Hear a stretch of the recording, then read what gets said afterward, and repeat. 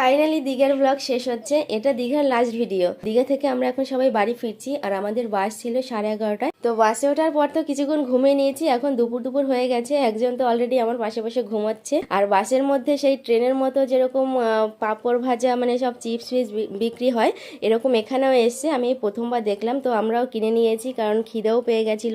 বাদাম ভাজা চিপস আর এরকম ওই যে কালো কালারের লজেন্সগুলো পাওয়া যায়, তারপর ওই অরেঞ্জ কালারের ওই লজেন্সগুলো খেতে কিন্তু ভীষণ ভালো লাগে। তো ওইগুলো কিনে নিয়েছি। আর একটা জিনিস তোমরা কি লক্ষ্য করেছো বলো তো, দীঘাতে গিয়ে আমার মুখটা কতটা গ্লো করছে। আমি তো নিজেই নিজের মুখ দেখে চিনতে পারছি না, এরকম বিচ্ছিরি অবস্থা হয়েছে। মানে 1 মাস হয়ে গেল আজও আমার মুখে এরকম ট্যান পড়ে আছে। মানে কিছুতেই সে কালো যে ছোপ ছোপ পড়েছে ওটা এখনো আছে। এখন যখন আমি ভিডিওটা এডিট করছি, এখন আমার মুখটা দেখে সত্যি আমি চিনতে পারছি না, এতটাই বাজে লাগছে দেখতে। সমুদ্রের জলে এতটাই চান করেছি, ট্যান পড়বে না আর কি হবে বলো তো। এখন আমরা চলে এসেছি প্রায় বাড়ির কাছাকাছি। এখন বাস থেকে নামবো, চলো টাটা।